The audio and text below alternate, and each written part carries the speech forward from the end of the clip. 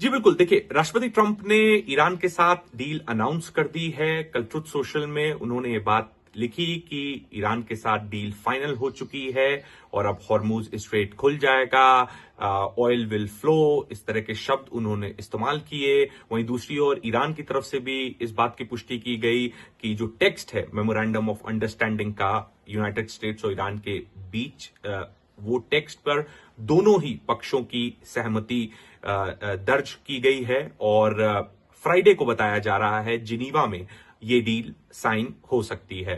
अब ये deal sign करने अमेरिका की तरफ से कौन आएगा, तो जेडी वैंस की उम्मीद जताई जा रही है कि उपराष्ट्रपति जेडी वैंस जिनीवा आ सकते हैं इस डील को साइन करने।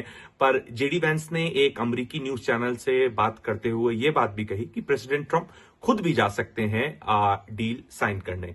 तो प्रेसिडेंट ट्रंप खुद क्यों जा सकते हैं, क्योंकि प्रेसिडेंट ट्रंप जिनीवा से महज 45 किलोमीटर दूर G7 शिखर सम्मेलन में हिस्सा ले रहे होंगे। तो ये उम्मीद जताई जा रही है कि हो सकता है G7 शिखर सम्मेलन में अपने कमिटमेंट्स पूरे करने के बाद प्रेसिडेंट ट्रंप जिनीवा के लिए रवाना हो और 19 तारीख को जो साइनिंग सेरेमनी हो उसमें हिस्सा ले। वहीं ईरान की ओर से उम्मीद जताई जा रही है कि गालिबाफ जो कि मोहम्मद गालिबाफ जो कि उनके स्पीकर हैं और विदेश मंत्री अब्बास अराक्ची, ये दो लोग डेलीगेशन को लीड करेंगे, ईरानियन डेलीगेशन को, जब जिनीवा में ये डील साइन होगी।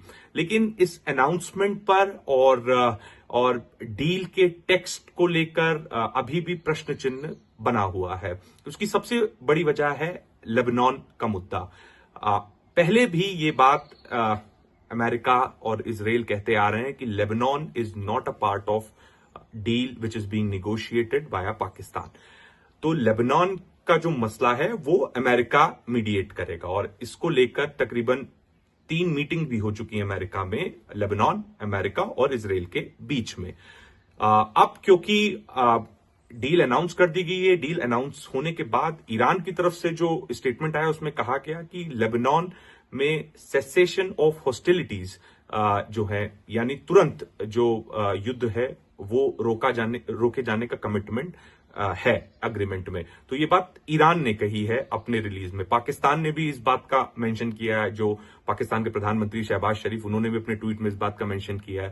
पर लेबनान इस डील का पार्ट है, ये मेंशन अमेरिका ने अपने स्टेटमेंट में अभी तक नहीं किया है।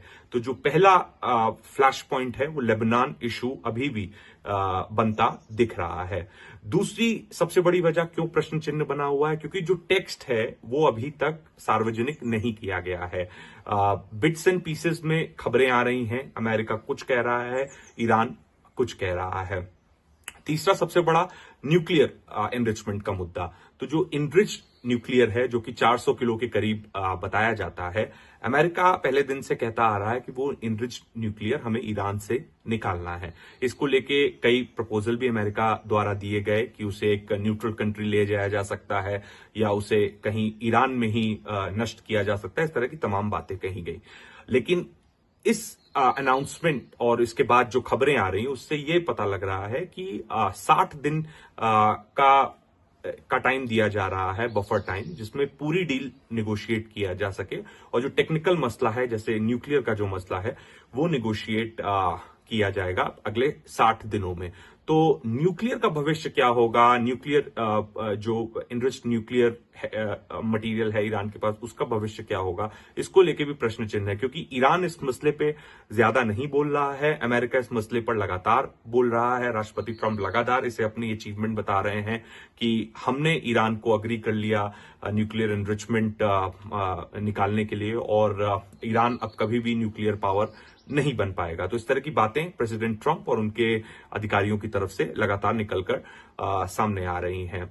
और जो एक फ्लैश पॉइंट जो बना हुआ है वो D freezing of Iranian assets. जो 24 बिलियन के एसेट्स ईरान के फ्रोजन हैं, उनको डी फ्रीज किया जाएगा। लेकिन ये भी जो अनाउंसमेंट तो करते हैं, लेकिन एक प्रक्रिया के तहत किया जाएगा। यानी 60 दिन का जो बफर टाइम मिला है और नेगोशिएशन, टेक्निकल इश्यूज रिजॉल्व करने के लिए, ये उस पर निर्भर करेगा। तो स्टेज्ड मैनर में ये किया जाएगा, ऐसा अमेरिका का कहना है।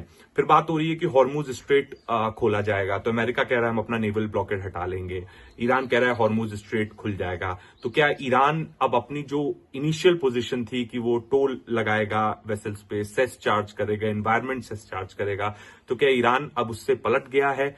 अब ईरान पूरी तरीके से हॉर्मुज स्ट्रेट खोल देगा? अब फिर से जो इंटरनेशनल वाटर्स की तरह हॉर्मुज स्ट्रेट को देखा जाता था वैसी परिस्थिति फिर से होगी?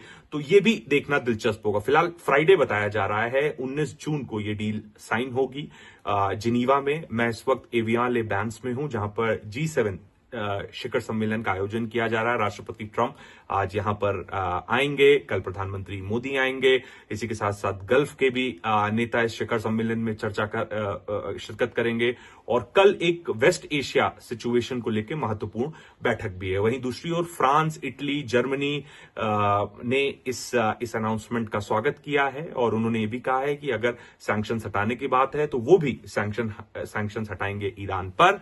और इसी के साथ साथ फ्रांस और ब्रिटेन और भी कंट्रीब्यूट करने को तैयार हैं। एक बार सीज फायर हो गया, उसके बाद अब डील अनाउंस हो गई, तो जो भी मुमकिन प्रयास होगा हॉर्मुज खोलने के लिए, उसमें फ्रांस और ब्रिटेन और अन्य और देश साथ आके मदद कर सकते हैं। तो ये बात कल राष्ट्रपति मैक्रोन ने भी कही।